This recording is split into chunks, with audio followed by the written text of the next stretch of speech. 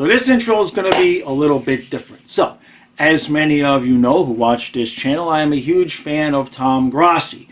Over the years, from time to time, I've attempted to emulate his content here because as far as I know, there's nobody that really does what Grossi does for football, but doing it for hockey. Now, over the last week, I've made a couple of videos with thumbnails that look like this and like this. And things have been going pretty well until I woke up this morning and saw this comment.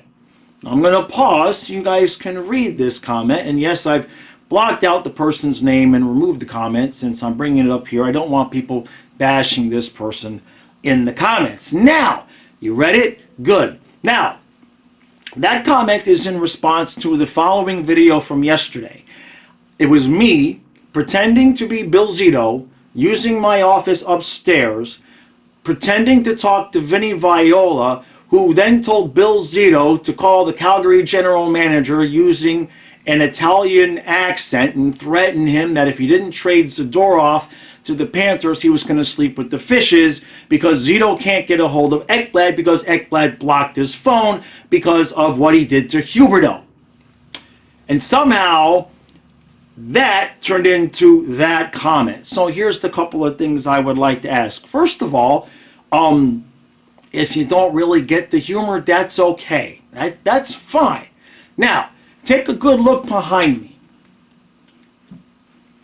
There are hundreds, if not thousands, of hockey channels that you can get dry, bland, run-of-the-mill, everyday, ordinary commentary on. That's fine. You're not going to get that here. It's never going to happen. Secondly, in terms of the numbers of subscribers, I'm perfectly happy where I am. Would I like to have 10,000 subscribers? Of course I'd like to have 10,000 subscribers. But it ain't never going to come at the expense of the content or me being who I am. I'm not Pat McAfee who's going to build an audience one way and then turn around and try to expand it by being something different. That's not going to happen here. The point is, if you search YouTube, there are not a lot of hockey creators that cover exclusively a United States team with a whole lot of subscribers. Hell, Flames Nation has Rhett Warner, a former NHL player, as one of the hosts, and he's covering the Canadian team, and even they don't have 7,000 subscribers yet. So I'm perfectly happy with where I am. So here's my humble request. The next time you want to get drunk on a Saturday night and leave rage comments on YouTube, why don't you go over to Dangle's content and tell him how he's never going to make it anywhere if he doesn't stop screaming, or better yet, go over to Grossi and tell him he's never going to get to 1 million subscribers because only conspiracy theorists believe that the game is rigged. That said, what if we threw in a first and Zadorov for Ekblad? Would you do it then? We're hanging overtime! We're hanging overtime! Let's go Panthers! Let's go Panthers! Let's go Panthers! Let's go! Go! Puck drop. And 3, 2, 1. Let's go Panthers! Let's go Panthers! Let's go Panthers! Let's go! Go! Alright, so it is cold in this basement. It's Sunday, 1 o'clock. I should have the camera turned the other way in front of Don Shula and Larry Zonka, but my ears are cold. It was like 28 degrees this morning, but we're going to play hockey. I guess 28 degrees is hockey weather too. Alright, so here's the good news. Sam Bennett is back. So, now it's good news. Sam Bennett is back. Why don't we just leave it at that? We'll leave it right there. Now, Bubba is in net today, so apparently Stolarz is going to start Tuesday against San Jose, which is fine, but that just makes me wonder, are we giving Bob both of the back-to-backs, or is Stolarz going to go again? Maybe that'll have something to do with how he plays against the Sharks tomorrow or Tuesday. So we'll have to see how that goes. Blackhawks, maybe I wouldn't say they beat the crap out of us, but they beat us last time we played. That was with Stolarz in net. Now, it's been a nice home stand. All right, we're actually leaving to go to San Jose as soon as the game is over, basically. So hopefully these guys do not look past this game, because Chicago's a team that you should beat. And on the other hand, Chicago has beaten some good teams this year, including us. So just this is a definite, considering the start time, considering the fact that basically the plane is waiting for them to leave. I do not care how it looks. I care about two things: health and 2 points.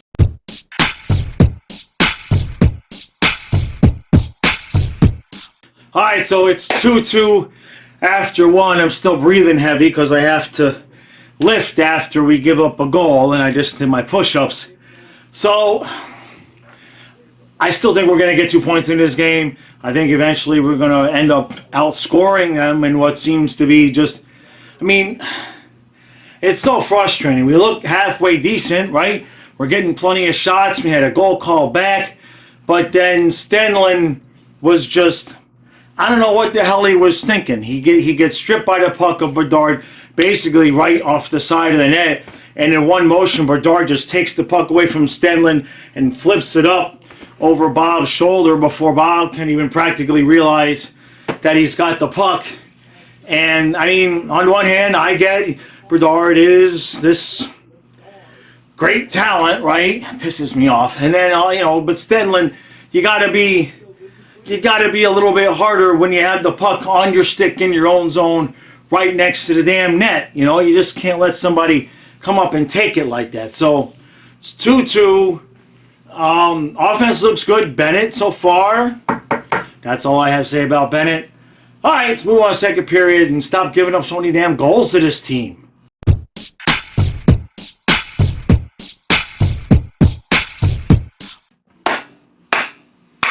Now, why am I clapping?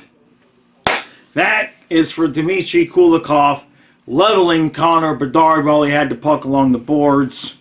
Finally, somebody hits the kid when he's got the puck on his stick. We're just letting the guy run around. He's got 2 today.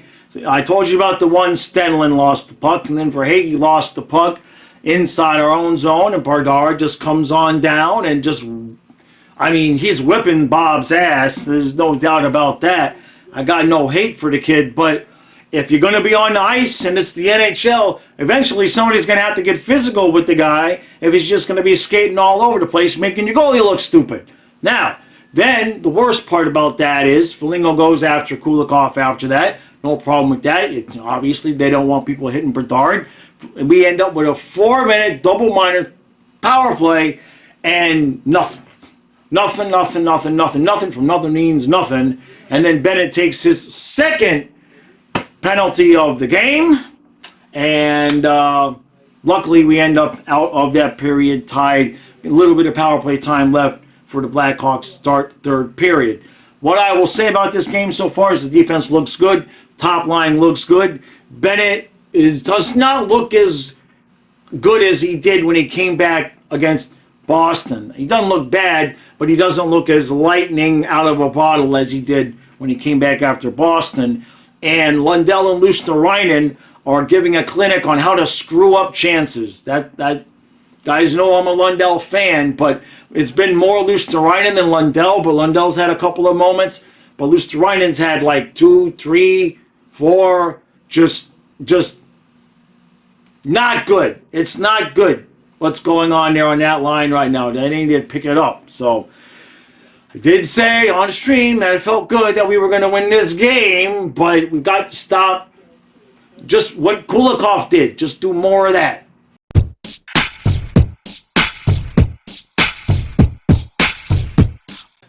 One, two, three, 4, and 2 more points. That is 4 games in a row. And we didn't do that last year until we had to make the playoffs. What's interesting is it was on the a couple of games ago. Was it last game, 2 games ago? Whichever game was on TNT. The TNT announcers in the pregame, apparently somebody had tweeted out about how they thought the Panthers would be good enough to make a run at the end to possibly make the playoffs. And I hate to beg to differ there, but we're back in second place again. We've got I don't know if we still have a game in hand on people. Doesn't matter. 4 games in a row, and what are we? 9-2-1 since we lost those first 2 games. Beautiful to see. Now, what did we see? We ended up, What happened? Okay, I was bitching about it on the stream. Let's rewind and slow down. After Bedard got the second goal, you hear me bitching about somebody's got to hit this kid when he's got the puck. So Kulikov listens, because the house is bugged, nails Bedard against the board, we get the 4-minute power play, nothing happens. Later on, or earlier on in the third period, another Blackhawks player goes after Kulikov again with the hit, kind of a cross-check interference type of deal. We get the 2-minute power play. That time we made him pay for Hagee Banks at home. We get a 4-3 lead, and we just sat on it the rest of the game, and it worked. No, I'm not even going to complain. What did I say at the beginning? Don't care how it looks. Get 2 points. That's what it is. And, this is good. All right, if you don't know what this is, watch the last 4 or 5 recaps, and you'll understand. Now, what else did we see? Okay, look. The top line is lit like firecracker. Bennett didn't look like he had the same amount of jump, but he made a huge play at the end there to clear the puck out of the zone when we needed it. So he looks fine. Not that he looks bad. It's just, I think, the Boston game, he came out on fire, and tonight he was just kind of smoking. You see what I'm saying? Lundell, Luosterainen, here's what I'll say about that. We had somebody in the chat, and we've seen it before, talking about trade Lundell because he's not developing. Lundell, I'll say to you what I said to the person in the stream. It doesn't make any sense to get rid of him now because with the salary cap the way it's going to be, we wouldn't be able to replace him with anybody but a minimum wage player anyway. So you may as well keep a hold of him and learn the lesson of what happened when we got rid of Tippett too soon. Because as people say, we gave Tippett a lot of opportunities and he really couldn't make it work. And now look at how he's playing in Philadelphia. And it's the same type of situation, the same age that Tippett was basically when we gave up on him. So I understand the criticisms of Lundell. He's still just 22 years old. Not even 24 or 25. 22. So I understand the criticisms of the guy, but it would be, I wouldn't say it would be stupid to get rid of him at this point, but we're not going to replace him with anything other than maybe Luosterainen, and then you're going to have to put, a minimum wage player on the wing anyway. So bottom line is just let him develop. If he's there on the third line, he plays a magnificent defensive game. He's not contributing offensively, I understand that. But I am not going to sit here and be ready to give up on him considering how it went with Tippett. Fourth line looks good. Defense, who's coming off the ice? I don't know what we do. Now, I cracked the joke. I'm kidding. But if we could maybe put Montour in Cousins' spot and then Ekblad in Lorentz's spot, we could keep the defense the way it is. No, I didn't think so either. But the point is that, I think we saw the stats come out today. Mahura Balinskis is like ranked 10th in the NHL in terms of giving up the fewest goals or fewest chances. So analytically, as a pair, they're really good. And realistically, those are the guys that are going to come off the ice. So I don't know how that's all going to shake down in terms of, can we keep everybody on the roster? Do we got to waive a guy? Who's got two-way contracts that we can send down? I haven't looked at all of the ramifications of all of that because it does get tight and complicated in terms of it might be plus 75,000, minus 75,000 in terms of having space for everybody like that. So I'm not going to bang my head up against the wall trying to sort through that. When Ekblad and Montour come back and the moves are made, then we'll know what's going to happen. That's just the way it's going to be. Bubba had a good game today, okay? He made some saves in the third period that we needed. The ones on Bedard, the one where Stenman lost the puck, Bubba didn't even have time to realize Bedard had the puck. The second goal that Bedard got, I know it's Connor Bedard and he's got a wicked shot, but that is now the third time in the last couple weeks you'd like to see Bob maybe take an extra step and come out and challenge the shooter. He had time and awareness to know that Bedard was coming in. So I'm not going to sit here and say it's Bob's fault, but I would like to see him come out and challenge the shooter just a wee bit more in those circumstances when he has time to do it. All right, short and sweet. The Sharks game Tuesday, I believe that's a Hulu ESPN game. The next Bally's broadcast is Thursday night. Now, in terms of this channel and the related channels, Kyle and I will be streaming tomorrow night on the football channel, the Bills game, Bills-Broncos, okay? Now, Tuesday, my plan is the late games. I'm staying up. I'm doing the recaps, doing the reviews. My plan is to keep everything as normal. I feel like I should be able to do that. So the game Tuesday night, I think it's a 10 or a 10:30 start, one of those ridiculous things. And it's Hulu ESPN, so that hopefully should work out. If you don't have it, get the free trial so you can see the game. All right, and then tomorrow morning is Monday. Happy Veterans Day to all the veterans in the house, myself included. All right, hats off to you. Stu and I will still be live tomorrow morning, 8 o'clock for the members and Patreon supporters. I will have the podcast out tomorrow for the members and Patreon supporters.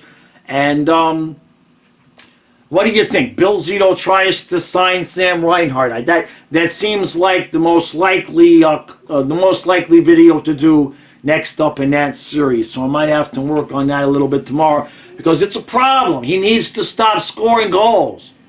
He's got 21 points in 14 games, which is a perfect point and a half per game pace, which is a 123-point pace in a contract year when we got all these guys to sign.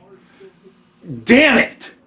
Damn it, damn it, damn it. So I think Bill's going to have to come up with some creative ways to sign Sam Reinhart. And the last thing I'll say is, if in one of the shtick videos I mentioned that maybe we'd have to trade Ekblad to make room, it's not hate, it's mathematics. And that's as much as I'm going to say about that after I said what I said in the intro. Appreciate everybody's support. Lots of people on the stream, lots of super chats, lots of new subscribers.